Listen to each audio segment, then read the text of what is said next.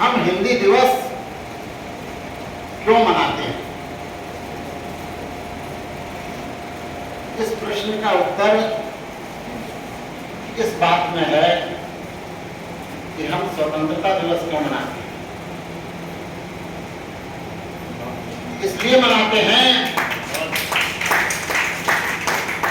कि हम भूल न जाएं कि इस देश को आजादी कैसे मिली। हम भूल न जाएं अपने उस राष्ट्रीयत्व को,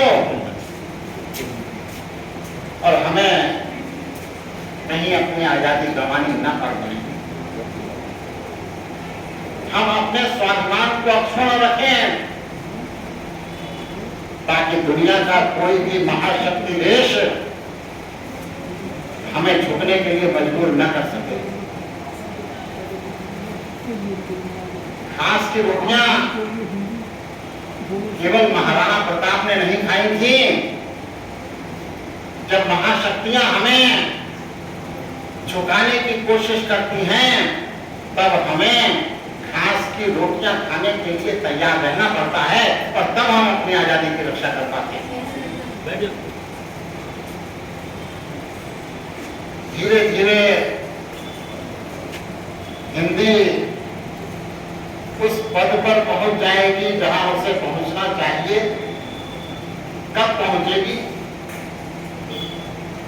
सन 47 को तो 78 साल हो गए। एक एक कदम बढ़ेंगे तो कछुए की चाल से भी कुछ तो आगे बढ़ जाएंगे। लम्हों ने खता की थी, सदियों में सजा पाई।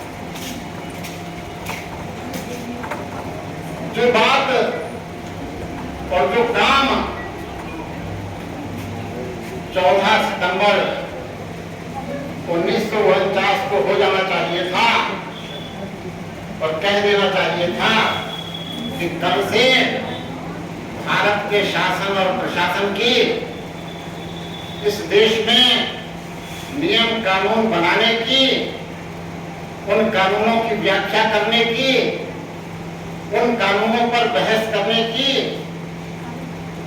जो मंच बनेगा, उस पर कल से हिंदी में काम होगा। अंग्रेजी की विदाई हो जाएगी और कुछ वर्षों तक, जब तक हमारे देश के सर्वोच्च स्थानों पर बैठे हुए लोग हिंदी नहीं सीख जाते, तब तक उन्हें दुभाषियां हम उपलब्ध कराएंगे।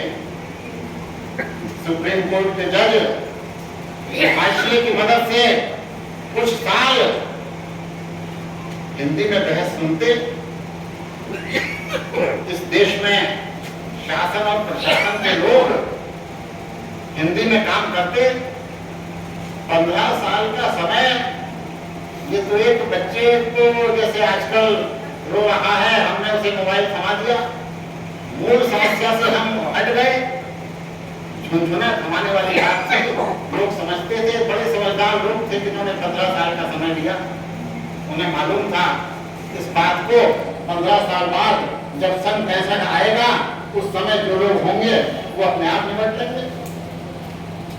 15 साल तक कोई काम नहीं हुआ और नतीजा ये निकला कि राष्ट्रभाषा के रूप में, राजभाषा के रूप में हिंदी को जो सम्मान मिलना चाहिए था, वो अनिश्चित काल के लिए टल चुका है। राष्ट्रीयता का जो प्रवाह था सन 47 में और आजादी के बाद के पहले दशक में, आज वो दूर दूर तक दिखाई नहीं देता।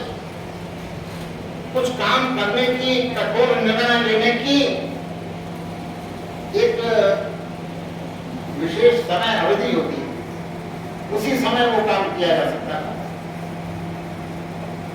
अगर रियासतों का विलय संविधान के निर्माण से पहले सरदार पटेल ने नहीं किया होता, तो आज के 2025 में हम रियासतों का विलय कर सकते थे।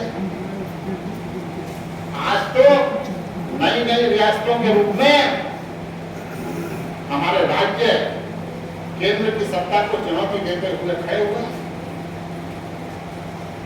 आज हिंदी इसलिए लागू नहीं हो पा रही है क्योंकि हमने सन 49 में भूल कर दी।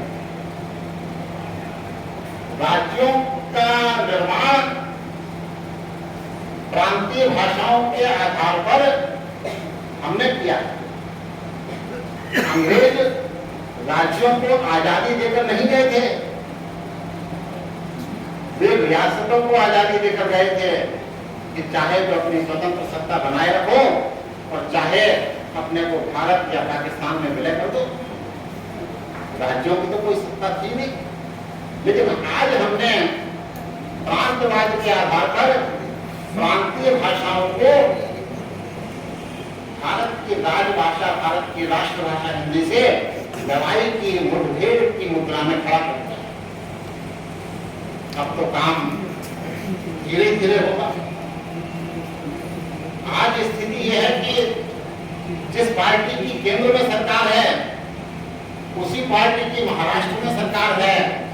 मुख्यमंत्री चाहते हैं कि कक्षा 1 से हिंदी को केवल पढ़ाने का काम कर दिया जाए, लेकिन वो निर्णय भी लागू नहीं हो पा रहा, क्योंकि प्रांतवाद के आधार पर जब सरकारें बनेंगी तो जिसको प्रांत में सरकार बनानी है, चलानी है, उसे सारी चीजों का ध्यान रखना पड़ेगा।